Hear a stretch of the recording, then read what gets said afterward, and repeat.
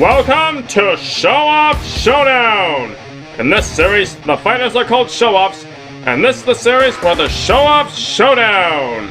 Now let's meet the Show-Offs for tonight's showdown, shall we? That's right, it's the epic ink-filled rematch you've all been waiting for! Tonight, we have a 4-on-4 battle between the Inklings from Splatoon versus the Bendy gang! Now, as you would have guessed, this battle contains a full-on pre-analysis for all characters on both teams. Better grab yourself some popcorn, soda, and bacon soup, cause it's gonna be a long run. Now without further ado, it's time for the Show-Off Showdown pre-analysis! Warning, this pre-analysis contains many spoilers from both Splatoon and Bendy and the Ink Machine. If you have not seen nor played either of these games yet, then I recommend doing so before watching this pre-analysis. But of course, it's entirely up to you. You have been warned.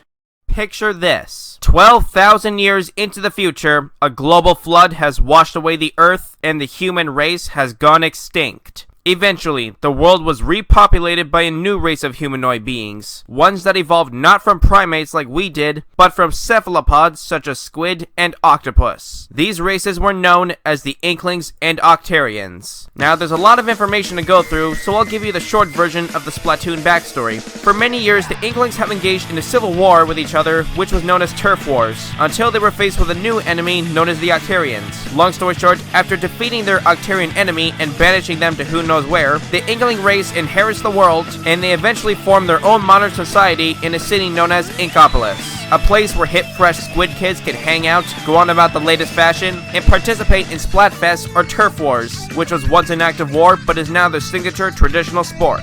Okay, now that I've summarized the Splatoon lore, let's talk about tonight's fresh combatants. The Inklings that are fighting in tonight's battle are Agent 3, Callie and Marie, and Agent 8. I was originally going to use Agent 4, but instead I chose Agent 8 to add a little more variety. Anyway, I will start by describing their characters and stories, and then I'll move on to other important details later. Now let's start off with Agent 3. Agent 3 was once an ordinary Inkling until she met Captain Cuttlefish, who recruited Agent 3 as a new member of the Squid Splatoon. Now, it is actually up to the player if Agent 3 is a male or female, but the female version is more iconic, so that's what I'll be sticking with. Anyway, Captain Cuttlefish has given Agent 3 a mission to save the Great Zapfish. The Great Zapfish is the main source of power for all of Inkopolis, which has been stolen by the Inklings' old enemy, the Octarians, which is why Agent 3 must defeat them and save the Zapfish. After battling her way through many stages and defeating many Octarian troops and bosses of all shapes and sizes, Agent 3 confronts the 8-legged mastermind behind it all, DJ Octavio. After a long hard-fought epic battle, Agent 3 defeated DJ Octavio, rescued the Great Zapfish, along with Captain Cuttlefish, who got kidnapped in the process. Now, not much is known about Agent 3's character, other than the things Marie said about her in Splatoon 2, and Agent 3 being somewhere between 14 and 16 years of age. Now, Agent 3 also plays a role in the Octo expansion in Splatoon 2, but I'll talk more about that later. In the meantime, let's see which Squid is next. Ladies and gentle Squids, meet Callie and Marie, aka the Squid Sisters. While they're ironically cousins, they're as tight as family could get. The Squid Sisters are known for being the iconic pop-singing superstar duo and hosts of Inkopolis News. But in secret, they are also the original Agents 1 and 2, so they have plenty of experience in the field, and they've even assisted Agent 3 after the captain was kidnapped. Now, when it comes to their character and personality, both Squid Sisters are clever and passionate about not only their music, but entertaining their fans. In fact, they've even performed at real-life concerts in front of us humans. Yes, this actually happened. Anyway, Callie is cheery, optimistic, and peppy, with the occasional sarcastic remark, while Marie is sassier and has more pronounced sarcastic and lazy tendencies. While the Squid Sisters were thought to be inseparable, however, when the final Splatfest of Splatoon 1 took place, it was Team Callie versus Team Marie. Long story short, Team Marie won the Splatfest. While the Squid Sisters seemed like they were good sports at first, but after the Splatfest was over, Callie and Marie both took separate paths, and the two ended up being driven further and further away from each other, and there's a whole archive of Squid Sisters stories to go deep into detail. Anyway, when the events of Splatoon 2 took place, Marie found out that Callie was missing, and coincidentally so was the Great Zapfish once again. So Marie decided to become the mentor of the newly recruited Agent 4, whose mission was to find Callie and the Great Zapfish. Marie guided Agent 4 throughout their entire journey until they've reached the final boss. It was then revealed that Callie was kidnapped by DJ Octavio, who remixed Callie's brain with his hypno shades. Now, I don't really remember why DJ Octavio needed Callie for his diabolical plan. I'm guessing he either needed her singing voice to power his machine or something, or maybe he just wanted to brainwash Callie so he could make her wear that outfit. Hey, can't say I blame him. Anyway, after Marie shot the hypno shades off of Callie's face and brought her back to her normal self, the Squid sisters reunited for one last musical showdown. As Agent 4 was bringing down DJ Octavio, the Squid sisters were singing their most famous song known as Calamari Incantation. In fact, this particular song is believed to possess some sort of supernatural or magical powers, as their voices alone were able to magically free Captain Cuttlefish, override DJ Octavio's music. And remember what I said earlier about the Octarians originally being the bad guys? Well, Marina claims that no Octoling could hear the song and willingly continue to live the lives in Octarian society. Or in other words, once the Squid sisters' positively enchanting song hits the ears of an Octoling, it essentially purifies their heart and soul, giving them a change of heart and a new sense of morality and free will, and all the evil influence that once corrupted their hearts will be gone forever, basically making them better people. Man, I wish it was that easy in real life. Maybe that's part of the reason why humanity went extinct in the Splatoon universe. Anyway, that song is how Octolings like Marina and Agent 8 came to be, but I'll talk more about them later. Well, who knew a simple song could do so much? I guess that's why it's considered their heavenly melody. Speaking of heavenly, it is also believed that the Squid sisters are also shrine maidens who transmit divine messages from God to the Inklings during Splatfests, essentially making them Splatoon's equivalent of Moses. Or at least that was the original concept idea. Now, all the over-the-top stuff aside, while Callie and Marie are exceptionally young, they are very wise and knowledgeable like fortune tellers, especially when it comes to weapons, tips, battle strategy, and even keeping track of the player's progress. In fact, you can visit them daily in the Octo Canyon. After all they've been through, it just goes to show that the Squid sisters will always stick together no matter what, and their grandpa Cuttlefish must be very proud of them. Now last, but certainly not least, meet Agent 8.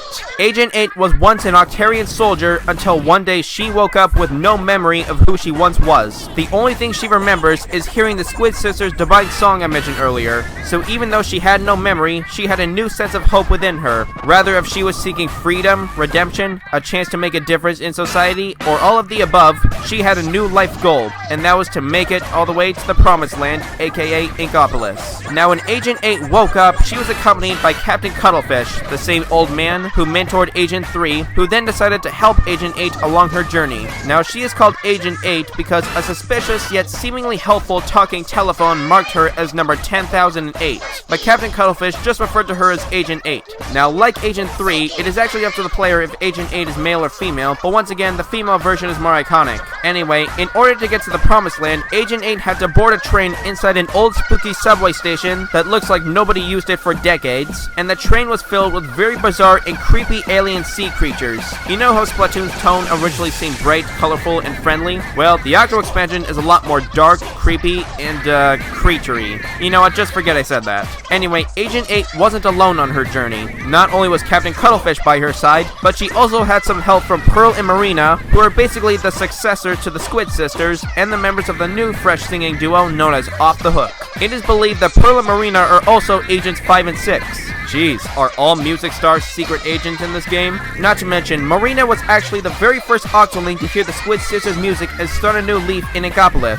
There's even quite a few stories in Pearl and Marina's chat rooms, one of which involved Marina wondering if Inklings would still accept her in society if they knew she was an Octoling. Basically, the Octo expansion tackles racism in a very similar way to Zootopia. Holy crap, I'm getting off topic. Anyway, Agent 8 also had help from a talking sea cucumber, who told her that in order to get to the Promised Land, she must complete a series of tests and collect a few special relics called the 4 Fangs. Yes, they're actually called fangs. Now, this journey was definitely not as easy as it sounds. For starters, after the Octarians found out Agent 8 was no longer one of them, she was hunted down by her own kind who tried to terminate her. Let me put it to you this way. Imagine that the Octo expansion is World War II, and the Octarians are Nazis, and Agent 8 is an escaping Jew on the run. I know that's a very dark and risky way of putting it, but it's pretty much the most accurate metaphor I can use to describe it.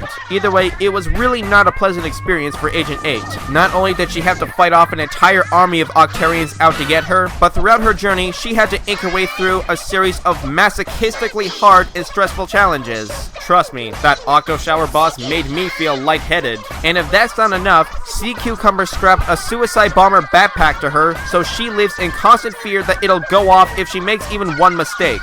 I know, it's messed up, and this is supposed to be a kid's game. To be honest, I'm surprised Agent 8 doesn't have PTSD. Although, on the bright side, Agent 8 also got to collect mem cakes, which slowly restore small parts of her memories. Not much is known about Agent 8's personality, as she is mute throughout the game, although she has shown quite a fondness for poetry, as she writes one for every mem cake she collects. Now, after she finally collects the 4 things, they form to build a giant blender, which the talking phone uses to try and kill Agent 8 and Captain Cuttlefish. What a twist, huh? But luckily, they were saved by Agent 3. After that, Agent 8 went knee-deep into the Octarian's lair, fought off waves of Octarians like Rambo, fought against Agent 3 while she was brainwashed and freed her from it, and after everyone somehow made it out alive, Agent 8 has finally reached the Promised Land. And not to mention she got a ride from Pearl and Marina. It all seemed like a happy ending at first, until the big, unexpected climatic twist came in. Suddenly, a giant human-shaped statue emerged out of the water, and the statue was being controlled by the talking phone from earlier. It turns out that phone was actually a 12,000-year-old AI life form named Tartar. His prime directive was to pass humanity's vast knowledge onto the next worthy life form. But when the Inkling and Octarian races evolved, Tartar despised them. So much that he decided that he will destroy this world and start anew. Tartar's plan was to wipe out all Inklings, Octarians, and all other life forms on this planet to extinction, and repopulate the world with his own so-called ultimate life forms created in his image, basically trying to play God and failing. Anyway, the giant statue was also a weapon that was said to be powerful enough to destroy the entire world. In fact, Marina has even calculated the amount of energy within the statue, and she determined that it is in fact powerful enough to destroy the world. And Marina is just as smart as she is hot. In other words, she's very smart. So I highly doubt she was bluffing. Now, I doubt this is actually a planetary feat. When it said destroy the world, I believe it meant it would destroy all inhabitants and everything on the surface of the planet, very similar to what happened on Judgment Day in the Terminator series. Now, the exact full attack potency of this weapon is unknown, although from what was shown, it has confirmed to be at the very least city level, as should the player lose the final battle, the game over screen shows the city of Inkopolis getting destroyed. Now, how are they going to be able to stop something like this? Well, as it turns out, the statue is actually solar powered, so the only way to stop it was to cover the entire statue in ink before destroying it. So it was up to Agent 8 to single-handedly cover the entire statue in ink. Okay, I know she has some outside help because Marina placed special hyper bombs all over the statue, but it was Agent 8 who had to manually detonate all those hyper bombs one by one in only 3 minutes or less. After Agent 8 totally inked up the statue, and after a very long and intensely hard-fought epic battle, with the combined efforts of Agent 8, Agent 3, Pearl and Marina, and Captain Cuttlefish, but mostly Pearl's Booyah battle cry, together they destroyed the statue, defeated Tartar, and saved both races and the entire world from yet another apocalyptic destruction. And in the end, our 5 heroes sat down, basked in the sunset, and enjoyed the view of the end credits. Okay, now that I finally finished explaining the life stories of each character, it's time to talk about what these Squid kids are capable of. For starters, Inklings have many natural abilities such as being able to shapeshift between kid and squid forms, as well as camouflaging in ink, color changing with chromatophores, squid jumping, and not to mention a minor healing factor. In fact, Inklings have a rather interesting anatomy. Inklings don't have bones, and their bodies are actually made of solidified liquid, kinda like Jello. And they're very flexible and can squeeze through even the tightest spaces. Don't let that go to your head. Their eyes can detect prey from up to 100 meters away, and while combat and fashion are the two main things that an Inkling's mind are commonly fixated on, they are naturally highly intelligent beings. In fact, human intelligence was said to be primitive compared to an Inkling's, which is quite impressive. Now, all Inklings likely have the exact same levels of physicality, so let's dive into it. Now, even though Inklings are likely more naturally athletic than humans, they haven't really shown many feats of physical strength, but that's probably because they don't usually rely on their strength in combat. Now, the closest thing I can think of is that Inklings can wield a weapon called the sloshing machine, which is basically a weaponized washing machine. How many people can you think of who can casually lift and swing around a 200-pound washing machine as if it weighs nothing? Now, while the Inklings might lack in strength, they definitely make up for it with the attack potency of their weapons. Now, it has been consistently shown that the common ink guns can fire ink with enough force and pressure to break through solid metal, including titanium. This is actually quite comparable to special specially designed high-pressure water jet cutters, which dispense water with enough pressure to slice through metal, which requires 55,000 psi. Now that's one heck of a super soaker. Basically, if you got shot by an Inkling, you would die almost instantly. No doubt they'll be OP in Super Smash Bros. Ultimate, but I'll talk more about weapons later. Now in terms of speed, not only can their Super Squid Jump travel hundreds if not thousands of feet in only a few seconds, but the Inklings have very impressive reaction speed. In the Splatoon manga, an Inkling once dodged a shot from an E-liter scope, which is basically an ink-powered sniper rifle. Not only that, but the same Inkling once dodged an ink strike, and then he dodged 3 ink strikes at once. An ink strike is basically a missile packed with an explosive ink tornado. Now, the average missile travels somewhere between 2,000 and 7,500 miles per hour, and this Inkling was able to dodge all 3 missiles at once. Even if you want to consider these manga feats to be non-canon, they are supported by very similar feats shown in the games. Now that we've gotten speed out of the way, let's see just how tough these Squid Kids are. Now remember what I said earlier about the ink gun's attack potency being the equivalent of 55,000 psi? Well, an Inkling's body is actually tough enough to tank at least several of these high-pressured ink shots before they go splat. Not only that, but the Agent Inklings also wear a special layer of armor, which allows them to withstand even more damage. In fact, with this armor, an Inkling can survive getting stomped on by the Octo Stomp, which packs quite a wallop.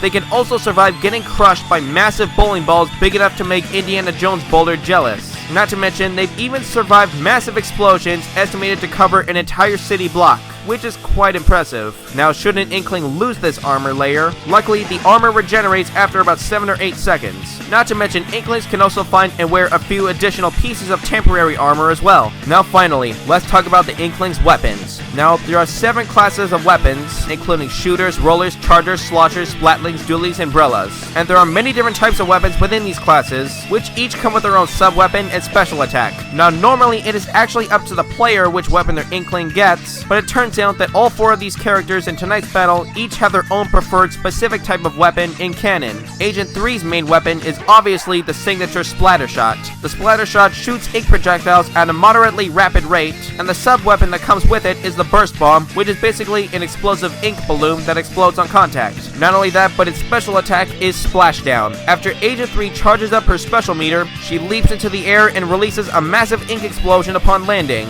Now as for the Squid Sisters, Callie's favorite weapon class is the Roller, and being an agent, she likely wields the Hero Roller, which is basically a giant paint roller used to spread ink across turf and flatten enemies like a steamroller. Its sub-weapon is a curling bomb, an explosive curling stone, and its special is Splashdown. Now as for Marie, her favorite weapon class is the Charger. In fact, Marie was once seen wielding a Hero Charger. Chargers are built for long-range stream shots and pack one of the strongest punches of all ink weapons, as a fully charged shot can one-shot any Inkling. The Hero Charger sub is a Splat Bomb, which has a delayed explosion after it's thrown, and its special attack is the Stingray, a massive ink laser that pierces through everything and looks like an ink Kamehameha. Now finally, as for Agent 8, when the official Octoling amiibos have been revealed, the male and female Octolings were wielding 2 different weapons, the E-liter and the Octo Brush. Once again, the female Agent 8 is more iconic, so we'll go with the weapon she's wielding. Like I mentioned earlier, the E-liter scope functions very similarly to a sniper rifle. While its charge speed and mobility aren't as good as the Hero Charger, the E-liter has the longest range of all chargers and packs quite a punch as well. Its sub is the Ink Mine, which is exactly what it sounds like, and its special is Ink Storm, which creates a large cloud that makes it rain ink.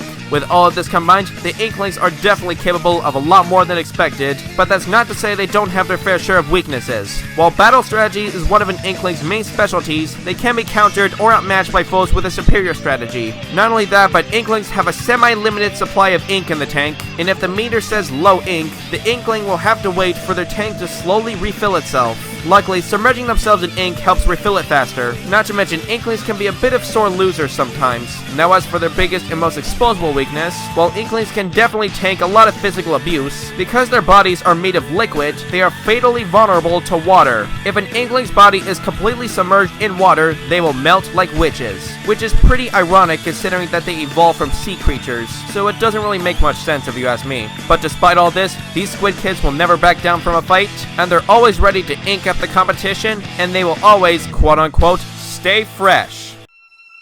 It has been 30 years since 2 old friends have last spoken to each other. One was named Henry, a man who used to work at an old cartoon studio, and the other was named Joey Drew, who is basically a Walt Disney wannabe. Anyway, Joey Drew asked Henry to come visit the old workshop, and when Henry returned to the old abandoned cartoon studio, he found the ink machine, which was originally used to pump and transfer ink throughout the studio like a sewer pipeline system. But when Henry turned on the ink machine, he discovered something that perhaps was never meant to be discovered, and by doing so, he made one hell of a big mistake. Ladies and gents, meet Bendy, an old-fashioned cartoon dancing ink demon, and he's not alone. For this battle, Bendy will be accompanied by his best friends Boris the Wolf and Alice Angel, along with Sammy Lawrence, but I'll talk about him later. Anyway, the big question you're probably all wondering is, will I be using composite characters for this battle? Well, yes and no. Confused? Well, allow me to explain. You see, it has been confirmed that the ink machine actually creates life-sized ink models, which are likely possessed by the souls of past workers, but that's a different topic. Anyway, in the game, there are many duplicated models of Boris and Alice Angel, and because they are life-size models based on the cartoon characters, technically none of them are the actual true characters. So here's what I'm gonna do for this battle. I'm gonna focus mainly on the original cartoon characters of Bendy, Boris, and Alice Angel, analyzing their personalities and character traits, and then I'm going to be using physical feats from their ink model counterparts in the game. Because these living ink figures were modeled after the original characters, it should stand to reason that the original characters can physically scale to them. Okay, now that I explained how this is going to work, let's dive into it, shall we? What better way to start off than with Bendy? Bendy is the star pupil created by Joey Drew Studios. Bendy is a cheerful, fun-loving, yet helplessly mischievous dancing demon with a big grin and a huge desire for trouble, which suits his devilish nature as he's quite the little devil himself. But at the same time, he's a bit impatient, yet easily startled or timid. Not much has been revealed about the characters themselves yet, but the Meatly will likely reveal more about them in the future. Now, being an ink demon, Bendy has quite a few impressive abilities. For starters, Bendy has the ability to telekinetically control and manipulate ink. In fact, he can make an entire room flood with ink with just his presence alone. Let me put it to you this way, it's very similar to water bending, but with ink instead of water. You know, somebody should make that a fan fiction. Bendy the Ink Bender. Anyway, because Bendy has enough gallons of ink to fill up almost an entire building, this should be at most building level in terms of supply and ammunition. Not only that, but Bendy can also camouflage himself in ink, phase through walls, summon a potentially endless amount of ink minions at his disposal, and not to mention Bendy has a special machine that turns globs of ink into solid objects, including basic tools, pipes, music players, and weapons.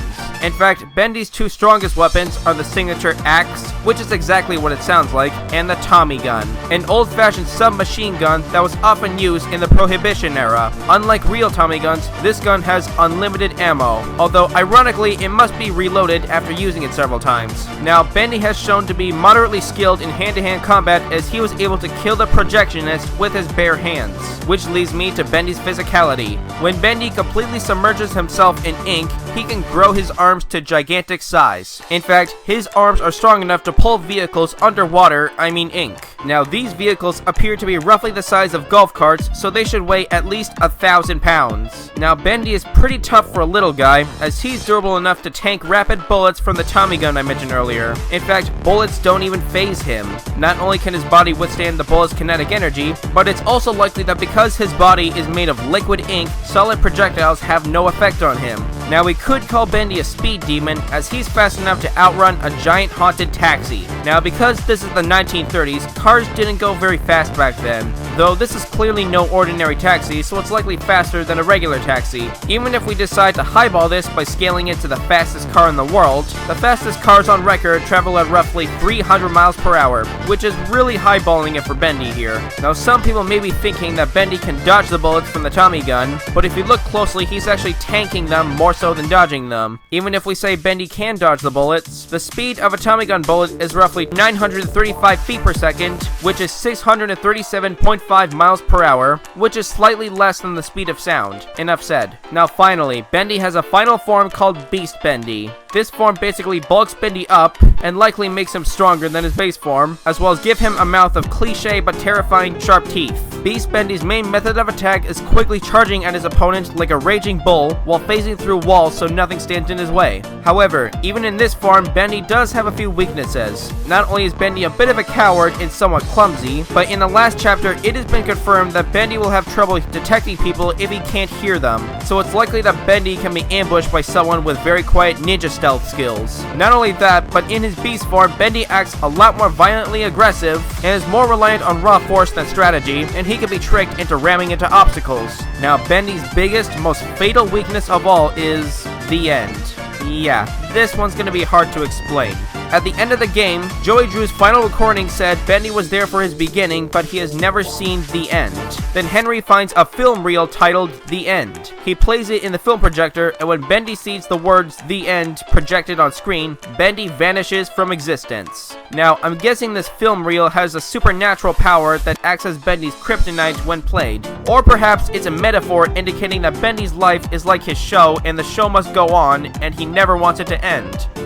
Maybe this somehow relates to Mel Blanc's epitaph saying, "That's all, folks." Oh god, I'm going into the theory phase now, aren't I? You know what? Never mind. Not to mention, Bendy was once shrunk and shoved into a bottle by the Butcher Gang, and as a bonus, because Bendy's body is made of synthetic ink, it's likely that his body can be thinned out, melted, or washed away when mixed with other liquids such as water. But despite all this inky little devil's gonna give it his all, and he'll always be ready to raise some hell. Next up, meet Boris the Wolf. He's totally not a goofy ripoff at all. Joking aside, Boris is a simple-minded, friendly wolf who usually has one thing on his mind: food.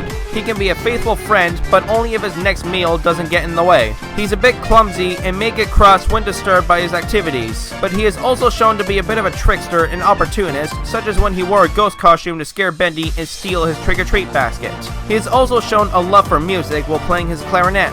Not to mention, he is also shown to be quite timid in nature whenever trouble lurks nearby, and seems to have a fear of darkness. Anyway, not only is Boris decently skilled in fighting with an axe, but he's strong enough to break a steel door in one swing, fast enough to outrun a haunted taxi just like Bendy, and he's durable enough to survive an elevator crash with no damage whatsoever. Now, Boris's final form is Brute Boris. After Alice Angel removed Boris's internal organs, she quote-unquote gave him so much more. This form is basically like a hulkish Frankenstein version of Boris. In fact, Brute Boris is strong enough to lift and throw a roller coaster car. An average empty roller coaster car weighs about 550 kilograms, which is over 1,200 pounds, making Brute Boris the physically strongest member of the Bendy gang, but at a terrible price. Brute Boris's body is unfinished and unstable, and it has been stated in the archives that his organs were replaced with substances that his body is rapidly rejecting, which explains why he keeps coughing up ink blood. Plus, it also likely weakens his durability, as it only takes a few good hits to beat him.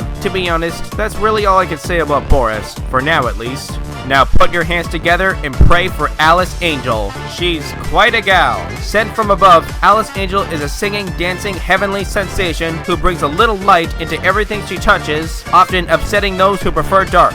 She appears to be very sweet and happy-go-lucky, as her angelic nature would imply. In fact, both her design and character seem to have quite a bit of inspiration from Betty Boop, another classic cartoon character from the 1930s, although I doubt many youngsters of this generation would know who Betty Boop is, unless they've seen Who Framed Roger Rabbit. Anyway, in terms of physicality, Alice Angel isn't exactly a powerhouse, as she struggles to break a piece of wood nailed to a doorway, and she got killed by a stab to the heart. And yes, the ink models do in fact have organs. In fact, there's a part in chapter 3 where Alice Angel asks you to collect ink organs for her. Don't ask why. Anyway, on the bright side, Alice Angel is a decently skilled sword fighter capable of fighting off dozens of ink monsters at once. Her main weapon of choice is a machete. Not to mention, Alice Angel can also outrun a taxi just like Bendy and Boris. Now, in some of the cartoon shorts, Alice Angel is seen riding a cloud, which is likely a method of transportation for her. And in one scene, while she was singing, a large ship was sinking in the background.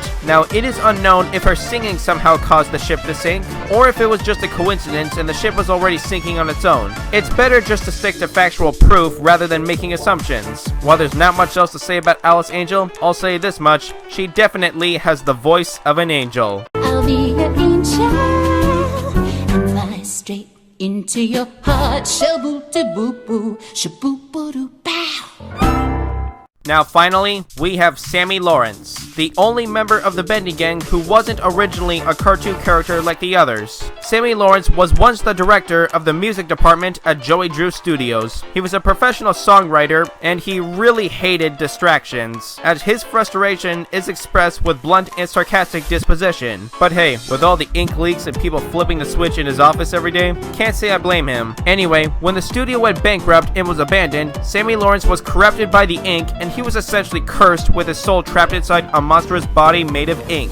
In this form, Sammy has now become fanatical and mentally unstable. He worships Bendy like a god and offers him sacrifices to appease him in a similar method to satanic rituals. Even before Sammy was no longer human, he was already kind of a conspiracy nut, and workers like Wally Franks made that pretty clear in the audio recordings. Not to mention, Alice once said Sammy was a very good liar. Anyway, Sammy seems to suffer from severe memory loss as he forgets what he's saying in mid-sentence and is so amnesic he can barely remember anything, except maybe Henry's face. Now, after Sammy was attacked by Bendy, he went completely nuts. Not that he wasn't already. After feeling betrayed by his own savior, Sammy bursted into psychopathic rage as his voice changed and he lost his mind to the point where he believed Henry was his former savior and he was bent on killing Henry. However, when his mask was knocked off, Sammy was apparently terrified of his own face, basically saying, "Don't look at me, I'm hideous!" Now, when Sammy was just about to kill Henry, he was killed by an axe to the head, and that was the end of Sammy Lawrence. Now, in terms of physicality, Sammy was able to knock out Henry in one swing, and even fight on par with Henry. So for this battle, we're gonna scale him to Henry. In this case, Henry is strong enough to beat a test your strength game in one swing, can fight off multiple waves of ink monsters and Butcher Gang members.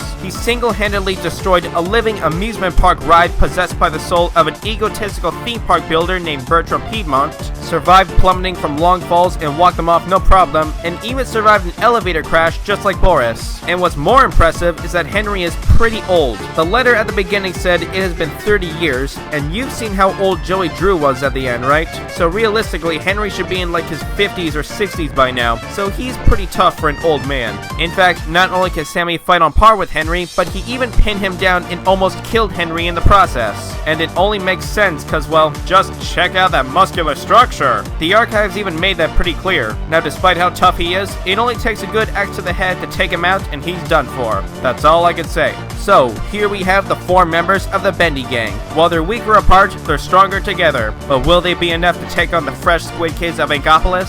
Well, we're about to find out. This is it, folks. Who will be the winner of this ultimate crazy epic showdown? It's time to find out. Now, without further ado, it's time for the Show-Off 2 Showdown!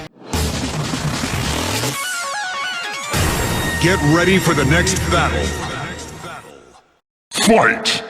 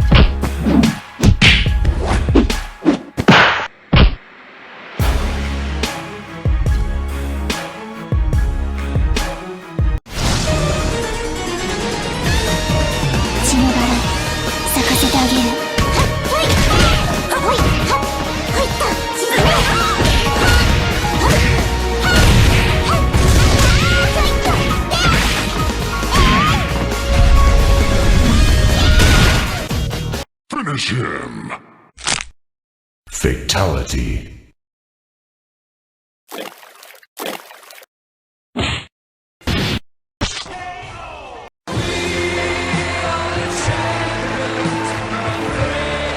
The Splatfest is donezo! To be honest, this actually would make a good Splatfest. Okay, now after such a long, hard-fought epic battle, it's time to discuss how and why the Inklings win this epic, messy, ink-filled showdown. Now, because I've already done a full-on pre-analysis for all 8 characters, I'm gonna try and keep this short and simple, starting with who's more skilled and experienced. Now, because the Inklings have literally thousands of years of fighting experience, and fighting is their main specialty that they perfected throughout those millenniums, I think it's pretty clear who has the edge in fighting experience. While the members of the Bendy game are decently skilled in combat in their own right, it's not nearly enough to match or compete with the skill of an Inkling, especially the Agent Inklings. Now let's discuss speed. Now, this is no contest. Even if we say Bendy is fast enough to dodge bullets from a Tommy gun, like I mentioned earlier, even though he was tanking them rather than dodging, once again, Tommy gun bullets only travel slightly less than the speed of sound. Although because the Thompson submachine gun shoots bullets rapidly instead of one at a time, we could say that Bendy is faster than the speed of sound since he was dodging multiple bullets fired at him rapidly, assuming he actually was dodging them in the first place. But even then, he still wouldn't be fast enough, as Inklings are fast enough to dodge 3 Ink Strike missiles at once. Sounds familiar, right? And each missile travels somewhere between 2,000 and 7,500 miles per hour. Enough said. Now let's discuss strength and durability. Now, because Alice Angel and Sammy Lawrence are pretty much the 2 weakest members on their team, they'll likely be taken out first, which leaves Bendy and Boris. Being able to lift vehicles weighing somewhere around 1,000 to 1,200 pounds, Bendy and Boris are presumably physically stronger than the Inklings, but their strength won't do them much good if they can't even catch the Inklings. Even if they could, they're gonna have a really hard time trying to penetrate the Inklings' armor due to the durability advantage I mentioned earlier in the pre-analysis. Not to mention, because the Inklings can see Bendy and Boris coming from literally 100 miles away, it'll be an even bigger pain in the arse for the Bendy gang. Now, there's one more thing I'd like to discuss. Back when I made the first battle between Inkling versus Bendy, the biggest claim that many people were making was that Bendy could absorb the Inklings' ink and use it against them, even after I completely debunked that claim. Now, to put this to rest once and for all, I'm gonna explain it one last time. Cephalopod ink and synthetic ink are 2 completely different liquid substances. How are they different, you may ask? Well, the ink of an octopus, or any cephalopod, is composed of highly concentrated melanin. This is the same dark pigment that we humans have, and which is responsible for skin color and the color of dark hair. It is a natural dye that cephalopods manufacture in an ink sac. Most, but not all octopi have an ink sac and produce ink, but a few, such as the deep-sea octopus, have lost this ability. The inks that we use in fountain pens are ballpoint pens today bear little resemblance to octopus ink. In its simplest form, the ink we write with is a pigment or dye in a binder. The first ink for writing and drawing was invented simultaneously in China and Egypt around 2500 BC. The first ink was made of lamp black, or soot, mixed with aqueous binders. I hope I didn't mispronounce that. In the Middle Ages and up to the 19th century, ink was made from such ingredients as gum arabic, copperas, gum apples, and water. Occasionally, soot was used for making the ink black, or minerals and other pigments can be used for color. In this century, ink has become more sophisticated. It is now usually made of synthetic dyes and compounds. Ink today may combine tannic, gallic, and dilute hydrochloric acid with an iron salt, phenol, and a blue or black dye. This composition may optionally include a drying agent, an adhesive promoter, a color developer, and or a preservative. Some inks are made thicker, such as printing ink. now if that isn't enough, I can visually prove this because I have done a real experiment with the 2 actual liquid substances that the characters use and or made of. And before you ask, yes, I actually spent real money on this crap,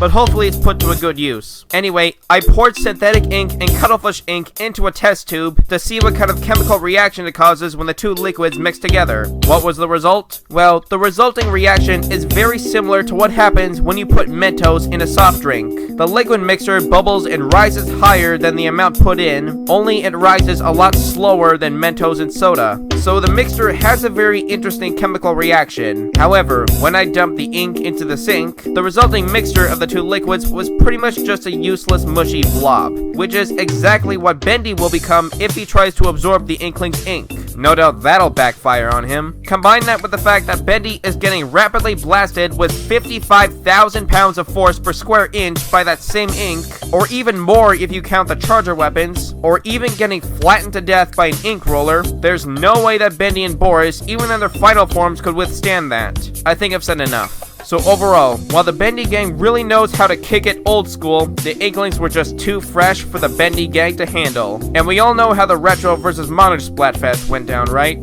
Now, if there's anything I forgot to mention, I'll likely write it down in the comments later. So, in the end, the Bendy gang just didn't have the right Inkling for this battle. The winners of this battle are the Inklings. Now, keep in mind, this animation was not a simulation, so if there's anything that seemed a little off during the fight sequence, it was purely eye candy and not meant to be realistic at all. In fact, if the Inklings and Bendy gang actually met each other, it's more likely that they would actually get along quite well. With Bendy and Boris's enthusiastic, friendly nature, they'd fit right in with the Inklings. And with their love of music, Alice Angel and the Squid sisters are more likely to sing a duet together. Not to mention, you know how Sammy Lawrence has always wanted to be free from his evil inky curse? Well, it's possible that the Squid sisters' heavenly melody just might do the trick.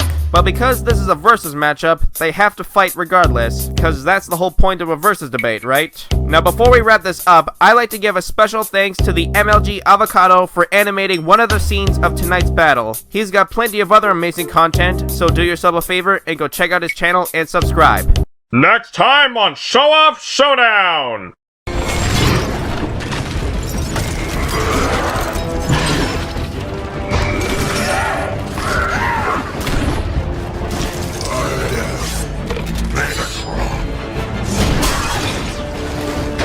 But, like the man said, what doesn't kill you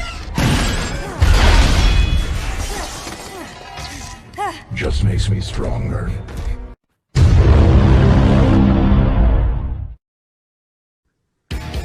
Got any ideas for Show-Off Showdown? Then let me know in the comments below, and hopefully, I just might do them. Now stay tuned for the next episode of Show-Off Showdown!